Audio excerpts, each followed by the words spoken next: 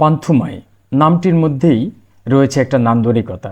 হ্যাঁ বন্ধুরা, এই মুহূর্তে আপনারা পর্দায় যে সুন্দর সবুজ পাহাড়ের মধ্যে একটি জলপ্রপাত দেখতে পেলেন, তার নাম পান্থুমাই। এটি সিলেট জেলার গোয়াইনঘাট উপজেলায় অবস্থিত। আমরা আজকে সকালবেলা 5 জুলাই 2025 ছুটে চলেছি সেই সবুজ প্রান্তর তথা পান্থুমাই ঝর্ণা দেখতে। সিলেট থেকে 55 কিলোমিটারের মধ্যে এর অবস্থান। আমরা সকালবেলা একটা সিএনজি ভাড়া করে নিয়েছি 2000 টাকায় রিজার্ভ। আমরা যাচ্ছি। আলাউদ্দিন ঘুমাচ্ছে। সব সময় গাড়িতে উঠলেই আলাউদ্দিন ঘুমায় এবং এই দৃশ্য একটি কমন দৃশ্য আমাদের গ্রুপের বেড়ানোর। যাই হোক, আমরা সুন্দর এই রাস্তাটি ধরে সিলেট জাফলং তামাবিল রোডে ছুটে চলেছিলাম। যাওয়ার পথে সারিঘাট নামক জায়গাটি থেকে বাম দিকে গোয়াইনঘাটের রাস্তায় আমরা ছুটে চলেছি। এই রাস্তাটি তুলনামূলক একটু খারাপ, কোথাও ইট বিছানো, কোথাও কিছুটা ভাঙা, কিন্তু তারপরে অসাধারণ। আর এই যে গোচারণ ভূমি আমাকে নিউজিল্যান্ড বা সুইজারল্যান্ডের কথা মনে করিয়ে দিচ্ছে। কি সুন্দর সবুজ, এবং সেখানে গরু বাছুর চড়ে বেড়াচ্ছে। অদ্ভুত সুন্দর একটি দৃশ্য। আর এই রাস্তাটির কোথাও ভাঙা বা কোথাও খানাখন্দ থাকলেও এই রাস্তাটির মধ্যে অদ্ভুত একটি নতুনত্ব রয়েছে, যেটি আমাদের প্রচলিত রাস্তাঘাট বা গ্রামগঞ্জে খুব একটা দেখা যায় না, একটু ব্যতিক্রম। আর দূরে নীল পাহাড় তো হাতছানি দিচ্ছেই। আমরা চলে এসেছি পান্থুমাই গ্রামে। এখান থেকে বাম দিক দিয়ে নিচে নেমে গেলেই পান্থুমাই ঝর্ণাটি আমরা পেয়ে যাব। বন্ধুরা অপেক্ষা করুন, বিস্ময়ে হতবাক হওয়ার জন্য সামনে কিছু অপেক্ষা করছে।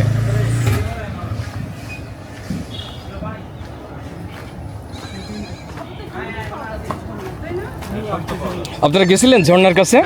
কাছে মানে একটু দূরে, মানে 100 গজ দূর থেকে দেখা যায়। ওই যে পর্যন্ত লেক আছে তো না, লেক পর্যন্ত যাওয়া যায়, এইবারে থেকে দেখা যায় ওই পারে। Okay fine.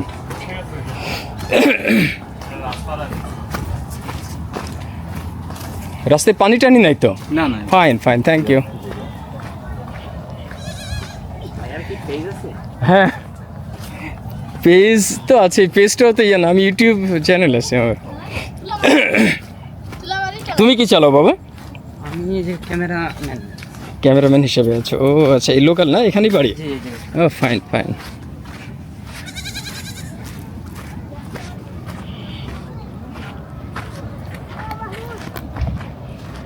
প্রচণ্ড গর্জন শুনতে পাচ্ছি আমরা সামনে ঝর্ণার সম্ভবত।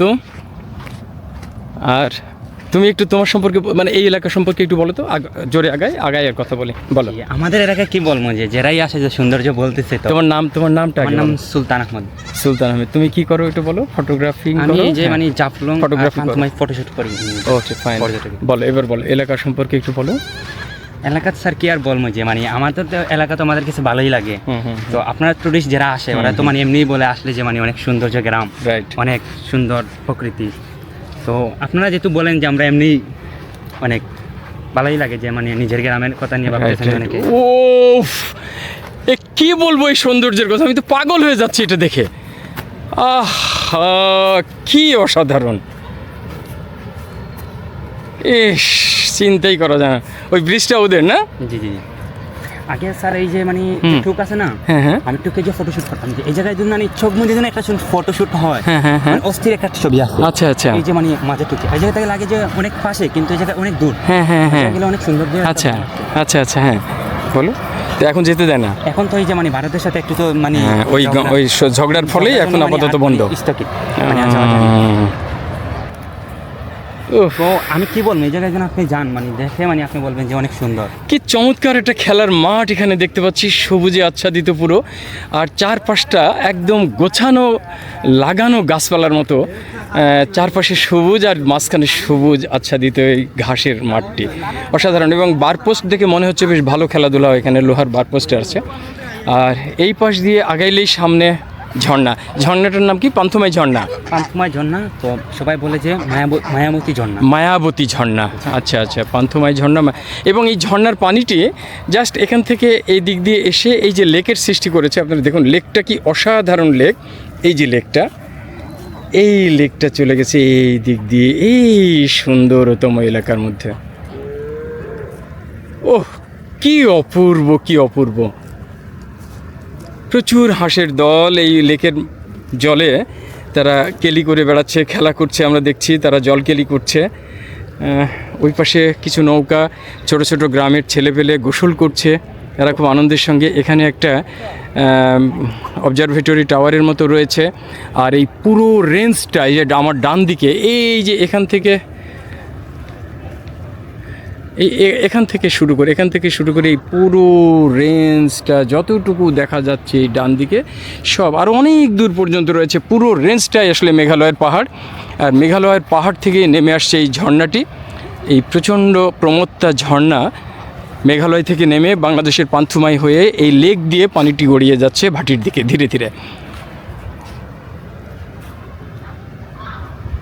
বাংলাদেশ ট্যুরিজম বোর্ডের কিছু নির্দেশনা আমরা দেখলাম। এইখানে তার কাটার বেড়া দেখতে পাচ্ছি এবং একটি বিএসএফ চেকপোস্ট। খুব সম্ভবত ওনারা এখানে টহল দিচ্ছেন বা আছেন ওনারা সবসময়। হ্যাঁ, অনেককেই দেখতে পাচ্ছি ওনারা আছেন। আর ওপাশে প্রচুর পরিমাণে বড় বড় পাথর দেখতে পাচ্ছি আমরা এই গাছগুলোর মধ্যে, সুপারি বাগানের ভিতরে। আমি একটু জুম করলেই পাথরগুলো হয়তো আরও সুন্দর দেখা যাবে। হ্যাঁ, এই যে দেখা যাচ্ছে পাথরগুলো, চমৎকার পাথর, বিশাল বড় বড় বোল্ডার যাকে বলি আমরা। এখানে কিছু ট্যুরিস্ট, বাংলাদেশি ট্যুরিস্ট গোসল করছে। আচ্ছা, ইন্ডিয়ান কোনো টুরিস্ট এখানে আসেন না, না সুলতান? আসে না স্যার, মানে এই যে উপরে যে মানে এই যে ব্রিজ আছে না, হ্যাঁ, ব্রিজের উপরে অনেক টুরিস্ট আছে, ওইখানে আসে, এসে দেখে। ওরা টুরিস্ট। ইস, ওদের জায়গাটা দেখো কি সুন্দর, ব্রিজের পুরে দাঁড়িয়ে ওপারেও দেখতে পাচ্ছে, এ পাশেও দেখতে পাচ্ছে। আর স্যার এই যে মানে আমরা যে সৌন্দর্য দেখতে পারতেছি, এই সৌন্দর্য ওরা দেখতে পারতেছে না। আপনি জায়গায় না গেলে বিশ্বাস করবেন। সেটা ঠিক। আমাদের কিছু পর্যটক এসছে এখানে, বিশ্রাম নিচ্ছে সবাই। এটা ঠিক বলেছো, ওরা পাহাড়ের মধ্যে নেমে হয়তো ওই জায়গাটা দেখে, কিন্তু আমরা দূর থেকে যে ব্যাকগ্রাউন্ডটা, জাস্ট এই যে ব্রিজের নাম ঝুলন্ত ব্রিজ, সবাই বলে যে মানে ঝুলন্ত শহর।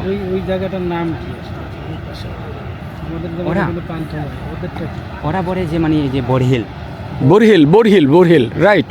মানে ওই যে ইন্ডিয়ার টুরিস্টকে যখন বলে যে মানে এই যে মানে আমাদের পান্থুমাই যে গ্রাম আছে না, পান্থুমাই বলে চিনি।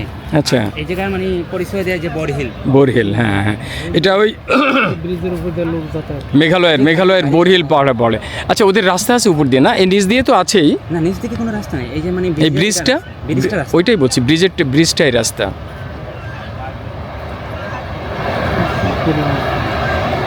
পানি তো সবাই নদীর ওই দিন ভারতের টুরিস্ট এই যে বিএসএফ গরুদের দুটো যে চলে গেল, এই যে মানে গরু চলে যায়, খাওয়া দাওয়া করে আবার চলে আসে। ওদের সম্ভবত ইয়ারলি ভিসা নেওয়া আছে, ওরা মাল্টিপল ভিসা আছে গরুদের দুই গরু সাথে চলে যায়। হ্যাঁ, তা না হলে তো ওরা যেত না, এবং বাধা দিতে হয়তো, বা বাধা যেহেতু দিচ্ছে না। এই ছবি তো সারাদিন ধরে তুললে ওই সৌন্দর্যও শেষ হবে না, ছবি তোলা বন্ধ করতে ইচ্ছে করবে না।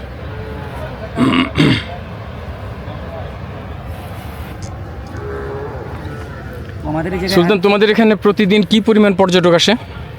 আমাদের এই জায়গায় তো আরো পর্যটক আসলো নেই, যে আমাদের রাস্তা অনেক খারাপ, রাস্তা খারাপ হয়ে গেছে। রাস্তায় যে মানে যে সময় যে আমাদের মানে এই যে ঝর্ণাটা মানে যে পান্থুমাই যে ফেমাস হয়ে যায়, এত মানে আমাদের ব্রিজটা ভেঙে যায়, মানে ব্রিজটা খাস হয়ে যায়, মানে এই জন্য সব টুরিস্ট যে মানে আসে যে পান্থুমাইয়ের উদ্দেশ্য, সব টুরিস্ট চলে যায় এই যে। আচ্ছা, আমরা শুনি বিছানাকান্দি থেকে নৌকা যোগে কিছু টুরিস্ট তোমাদের এখানে আসে, কোন পথে? এখানে এসে থামে কোথায়? এই যে নৌকা এই খালেই আসে না? জি, এই খালে আসে। এই খালে যে নৌকাটা দেখতে পাচ্ছি আমরা, ওখানে এসে থামে? জি, এই জায়গায় আসে। ও আচ্ছা, ফাইন। ভাই, আমরা একটু গ্রুপের মধ্যে আসি। আলাউদ্দিন, কি অপার বিস্ময়ে তাকিয়ে আছি আমরা প্রত্যেকে এই ঝর্ণাটির দিকে। প্রচণ্ড বেগে পাহাড় থেকে এই ঝর্ণার পানি প্রবাহিত হচ্ছে নিচের দিকে। আমরা ব্রিজের উপর দিয়ে একটা গাড়ি চলে যেতে দেখলাম, এই মাত্র লাল রঙের একটা চমৎকার গাড়ি, ছোট একটি প্রাইভেট কার, এবং ওখানে কিছু লোকজন যাতায়াত করছে বুঝতে পারছি। আর নিচে বিএসএফ ক্যাম্পে বিএসএফরা ঘোরাঘুরি করছে, যে নিচে নেমে আছে নদীর একেবারে তীরের পাশে, সেটাও দেখা যায়, সবই দেখা যায়। ওই যে আরেকটা গাড়ি যাচ্ছে, আমরা ব্রিজের, এই যে পিছনের ঝর্ণাটি, আর এই যে মেঘালয় পাহাড়, চমৎকার পাহাড়। এবং এইখানে বিএসএফ সদস্যরা একটি নৌকায় চড়ে কোনো একটি কাজে তারা নেমেছেন সম্ভবত লেকের জলে। এই লেকের জলে আমাদের কিছু সদস্য একটু আগে গোসল করেছেন, আমরা দেখেছি এখানে।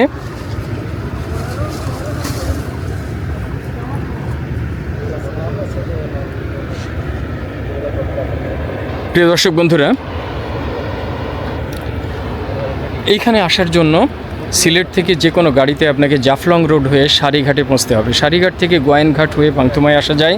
সিএনজি চলে এই রাস্তায়। রাস্তাটি রিসেন্টলি একটু ভেঙে গেছে, তো এছাড়া রাস্তা ভালো, মোটরসাইকেল নিয়েও দিব্যি আসা যাবে খুব সুন্দরভাবে। ভাঙা হলেও ভ্রমণের আনন্দ আপনার এই ভাঙা কিছুই মনে হবে না।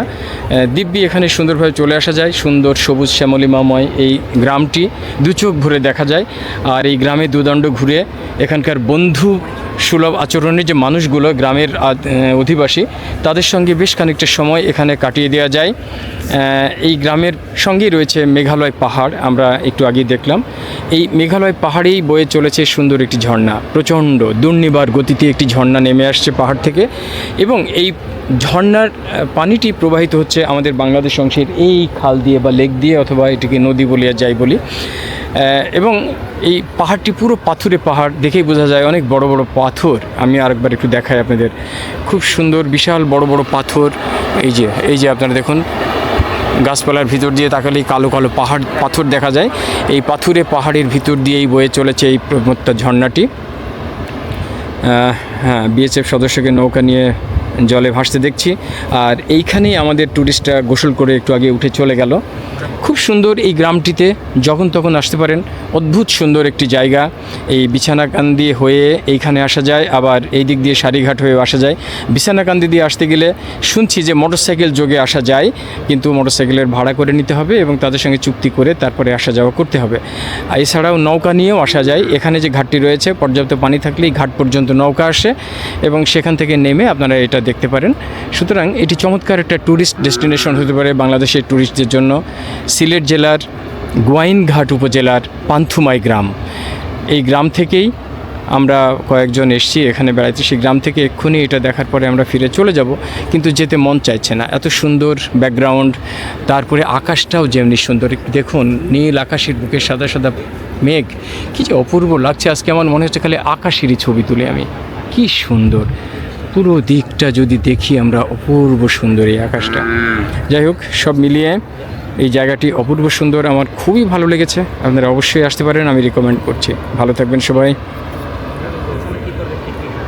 আল্লাহ হাফিজ।